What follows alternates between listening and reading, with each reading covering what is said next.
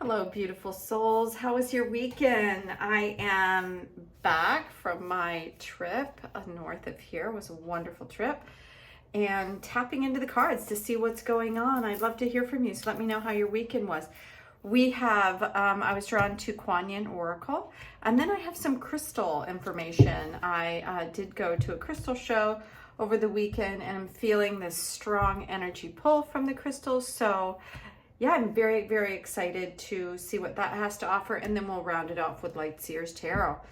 As you sit with this reading, if you have an intention or if you have a question that you have, focus on in your mind, on what it is that you would like information about, and then hopefully you will be able to receive something in this reading that helps you have a little bit more clarity about the question that you have.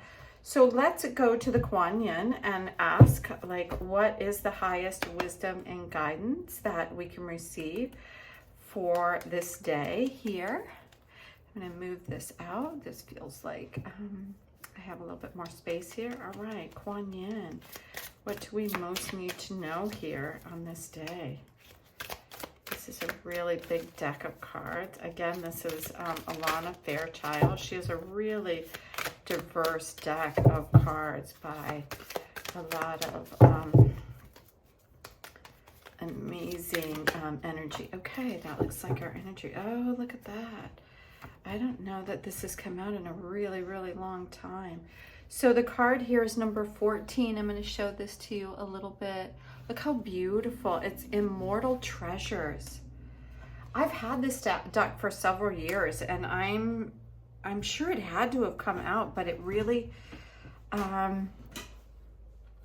don't remember it. I really don't know what this is about, but it does feel like a very powerful feminine figure. It feels like, obviously, it has the word treasures and immortal, which means that we are constantly in receipt of treasures and information like this coming in. I'm going to open up the guidebook and see what it has to say. It says, you carry within you precious immortal treasures.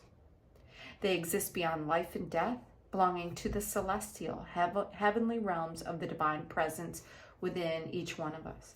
Kuan Yin now guides you to honor these treasures, the gifts of your soul, which include the ability that you have to transmit healing. So if there's something going on in your world, this is telling you that you don't need something outside of you to heal, although it may guide you to the steps of the things outside of you to be able to give you the space to heal. So if somebody outside you says, oh, come to me, I can heal you, it's a disempowering place for you and an empowering place for the other person. But if somebody says, I can't heal you, but I can offer you, like guidance or the space, and I can help, we can work together to try to create a space for healing, that's a different animal. So remember that you are a powerful being and have the ability to heal. It says, honor yourself as a healer. Whether formally or informally, your soul brings a special healing light to humanity.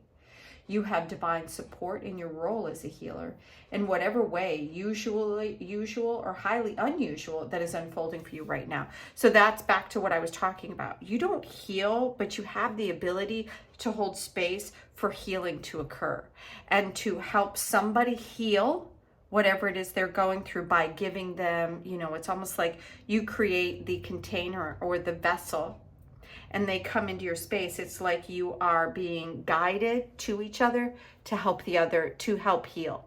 So I get a lot of people that I know that have circumstances that I've already healed within myself.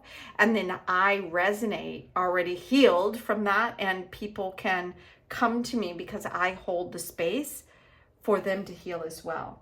It says, take care of yourself. An empty cup cannot fill another. So if you do going to something that is helping others heal, it is very, very important to remember that, like I say affirmations and I hold the container to be a witness, not to be somebody that takes on other people's That's very common. Like some people are so porous that they take on other people's pain and then they have to heal from that.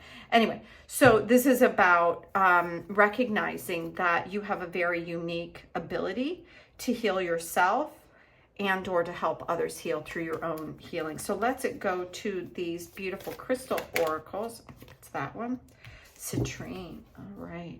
So citrine, obviously, it has this beautiful, this looks like yellow-orange color. Typically, it's more of a yellower color, right? But it has to do with your second and third chakra. And it has to do with, some people believe that citrine helps to like receive abundance and things like that. But it also has the ability to help heal. So there's a healing aspect to it. And I just feel like these two are working together. So if you feel that you have the ability to work with yourself and heal, citrine may be something. This is citrine right here. This is like a yellower orb. But it is citrine, and it carries lots of beautiful energy in there. And I was guided to bring this into the session today. So the information about citrine is that your financial concerns will soon begin to dissolve as a steady stream of abundance starts to flow into many areas of your life. This does not mean that it's necessarily monetary, but it could be. But it also could be healing and creativity. So you're being asked to let go of fear and guilt that you may be holding on around wealth, right? Some of us, like me, I grew up and my mother would say things like, I'm going to rob Peter to pay Paul. So meaning that she never had any money and she would try to like float. She would be late on this one bill so she could pay this other bill. And then she spent her life doing things like that. It says, be thankful for the abundance that you already have, and be thankful for the abundance that you are about to receive. Like, just feel the deep gratitude. And what would it feel like for you to really, truly feel that any financial concerns are gone? That would be just phenomenal, right? So you deserve to be and to have all of that. Anything that your heart desires. If you can imagine it, it can happen for you. So lovingly recognize the abundance that you eternally hold within your heart, and you will manifest abundance through all you think, say, and do. I love that. This is really beautiful. This is about healing around the material world. It could be, also relationships and different things. Let's go to the beautiful light seers and ask for final messages, please, from the light seers about this healing energy. Okay, so we have the Seven of Pentacles, and Pentacles is around financial things and things of like earthly matters and family and things like that. And let's see. So this one is upside down. I'm asking if it's upside down and right side up. It's actually upside down, but I'm going to show it to you right side up. So this is around, set your intention on what it is that you do, whether it's healing or whether it's receiving the things that you truly want.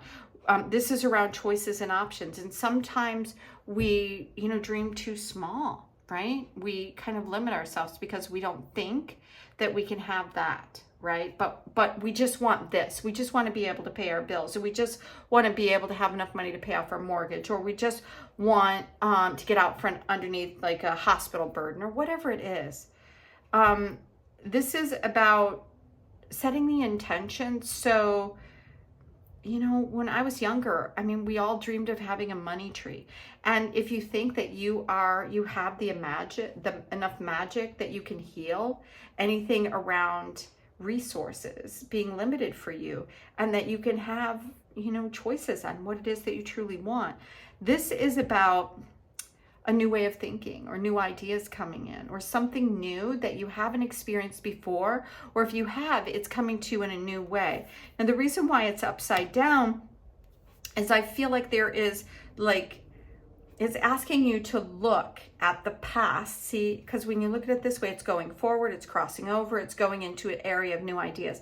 But I'm thinking that it's asking you to explore something from the past, but you're going to be able to see it in a new way, almost like the card number 12, which is, why can't I think of the name of that card? Anyway, it's when you look at things differently. You probably are saying it out there. So if you know it, scream it out for me because I can't say the word right now.